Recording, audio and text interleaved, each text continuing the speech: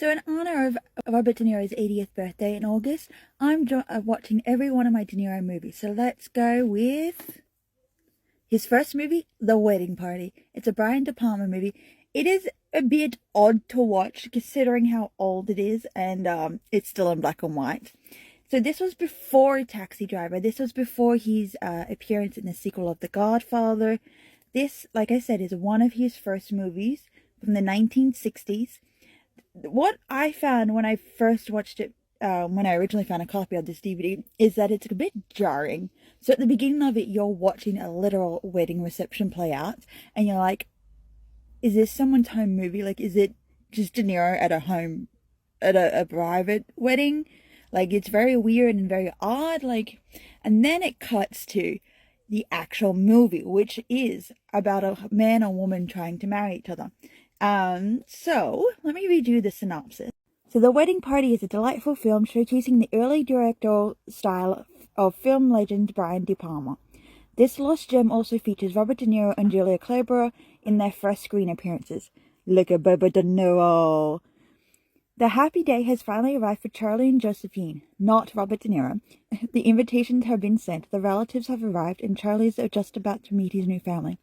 There is just one problem. As they head towards the altar, Charlie's case of cold feet brought on by his two pals, Cecil and Alistair.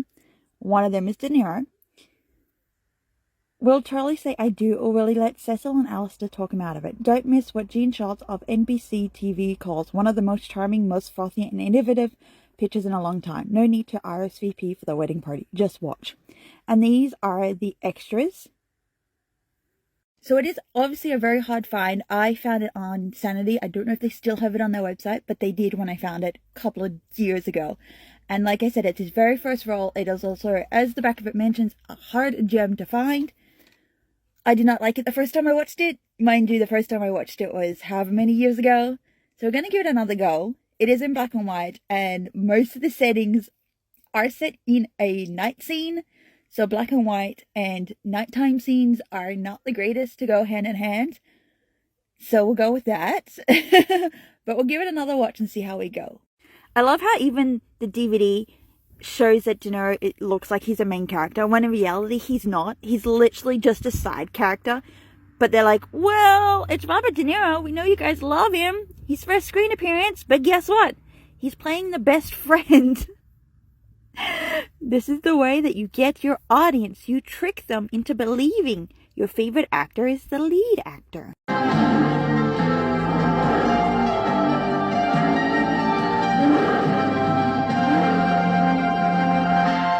That was loud and very weird. So that is the main menu for The Wedding Party. Like I said, that is not Robert De Niro. That's our lead man. That's our lead woman.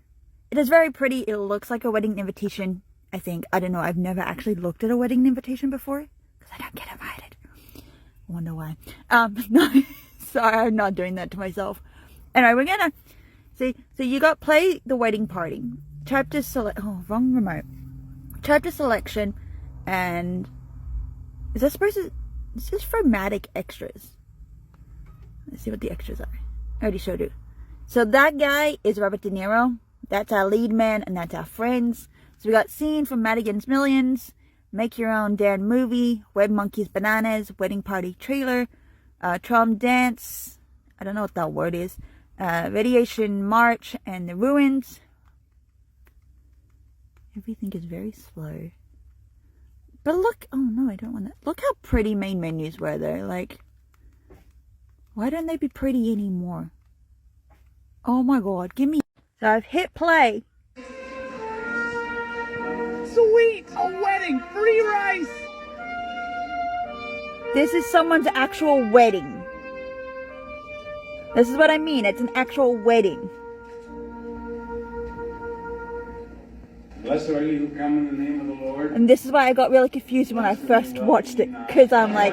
Greetings from Tumblr and welcome to the lovingly remastered Director's Cut DVD version of Brian De Palma's Wedding Party. And as you can see behind me, there is a wedding party. And we have painstakingly recreated all of the details from the wedding party made in 1960. 1967 by Brian De Palma and Robert DeNiro.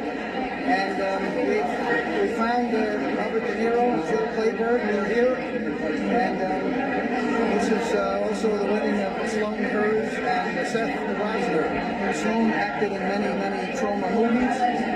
She was incredible. You remember her as Baby Who Gets Nose Picked in Squeezeway. She was fabulous in The First Turn On, where she played Herpes 3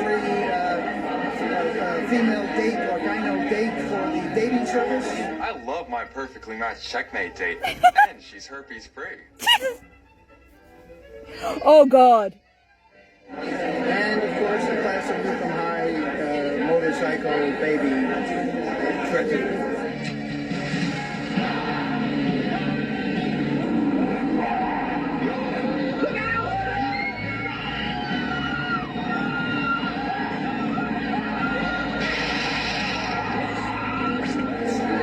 Today she's getting married, and this is all being done for the digitally recreated, lovingly remastered director's cut DVD of Brian De Palma's Wedding Party, starring Robert De Niro. And what do you remember about your performance in The Wedding Party of 1967?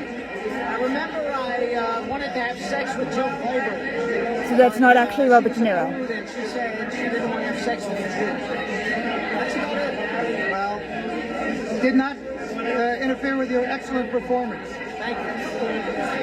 You're looking at me. You look very young in that. Excuse me, Jill Clayburgh, what's the wedding party? What's your opinion of the wedding party? It's a great party and the most beautiful bride imaginable. What do you remember about the wedding party? About this party, See what I mean? It's so weird because you're like, what the hell? And by the way, that guy is not Robert De Niro. He's some other whoever. But yeah, I'm gonna keep going and let you know how I go afterwards. So the scores at like 60s movies are always so random. Okay, so this one I kind of like watched a little bit differently to how I did when I first watched the movie. This one I kind of watched it a lot more, and I was able to notice a lot more things, like the way that this is shot. It's kind of like using the mold of silent movies from like way back when cinema was still trying to find its footing. A lot of the dialogue is very jarring because it does not match up to the mouth movements, and now they did say that, you know, it's a restoration, it's, you know, trying to repurpose this movie and bring it back to the light. But it is very 60s. The way that marriage is seen is very 60s.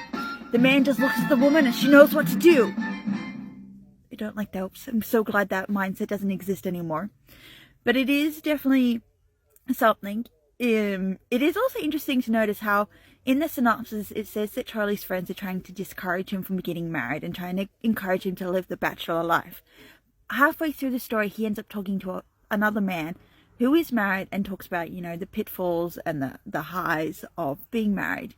And Charlie has this switch where he's like, I don't want to get married. But then towards the end of the story, he actually ends up getting married. Whether it's a good thing or not, we don't know. We just see them all enter the church. But like, it's nice to watch that little journey. But 60s movies are always interesting, especially when they're hidden gems like this that are impossible to find and that they have been restored. To watch them, whether you can watch them through a modern gaze or not is a different story. Whether you can watch them the way that they deserve to be appreciated, it's a different story. But yeah, this is why I don't follow Brian De Palma. I'm sorry, sir.